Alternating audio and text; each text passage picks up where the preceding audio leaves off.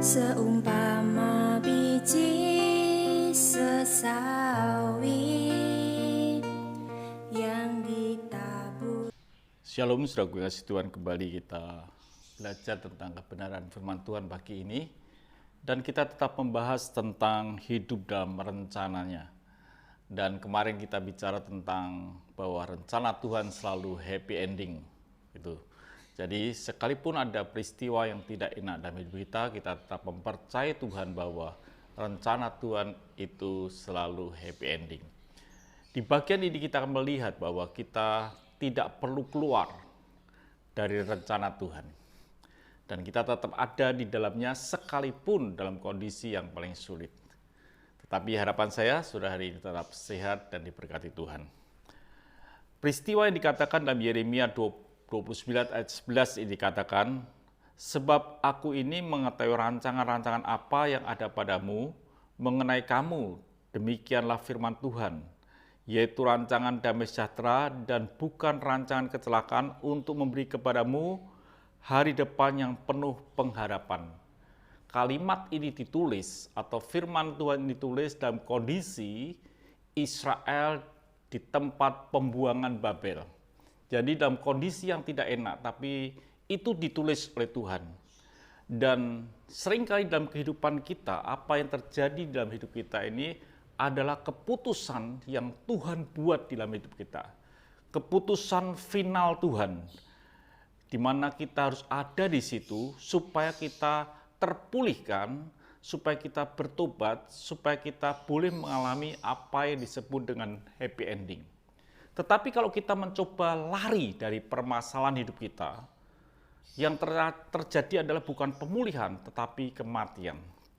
Dikatakan saudara kasih Tuhan di dalam Yeremia 29 ayat yang ke-16, sesungguhnya beginilah firman Tuhan tentang raja yang duduk di atas tahta Daud dan tentang seluruh rakyat yang diam di kota ini, yakni saudara-saudaramu yang tidak keluar beserta kamu ke dalam pembuangan. Jadi ada orang-orang yang tidak mau serta ikut dalam keputusan Tuhan dalam pembuangan. Jadi ada orang-orang yang tinggal tidak mau ikut dalam pembuangan di Babel. Apa yang terjadi? Beginilah firman Tuhan semesta alam, sesungguhnya aku akan mengirim pedang kelaparan, penyakit sampar ke antara mereka, dan aku akan membuat mereka seperti buah ara yang busuk, dan demikianlah jeleknya sehingga tidak dapat dimakan. Jadi orang yang tidak mau mengikuti satu keputusan final Tuhan, walaupun itu tidak enak, dia keluar daripada rencana Tuhan, maka dia akan mati oleh pedang, kelaparan, dan lain sebagainya.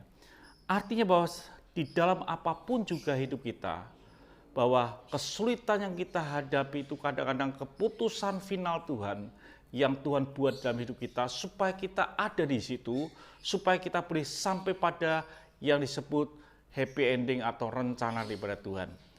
Berarti kita tidak perlu keluar dan tetap kita ada dalam tangan Tuhan kalau kita walaupun dalam kondisi kita dalam pembuangan di Babel.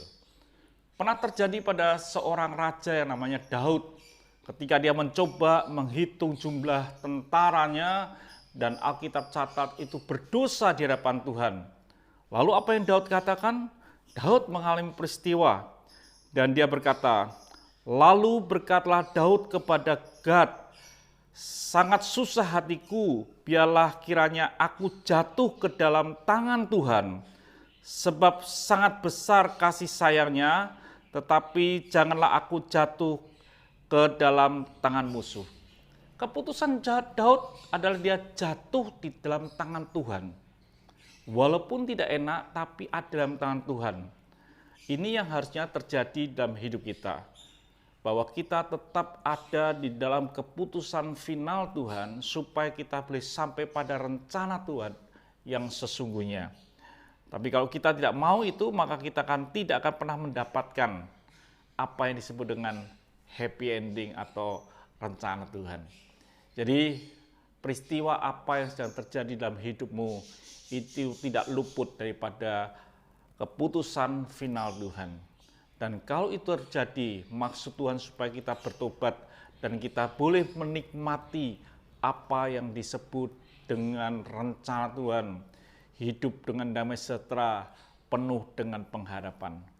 Jadi jangan keluar, jangan lari daripada rancangan Tuhan sekalipun itu tidak enak. Dan Daud memutuskan, aku lebih baik jatuh di tangan Tuhan.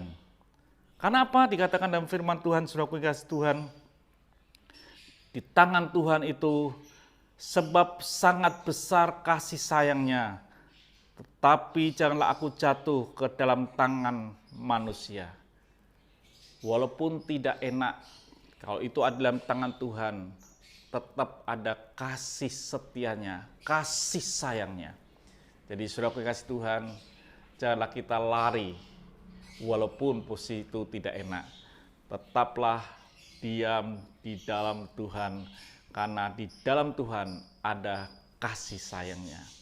Tuhan memberkati saudara, tetaplah setia dan tinggal di dalam kekudusan. Haleluya, sampai jumpa esok pagi. Tuhan memberkati.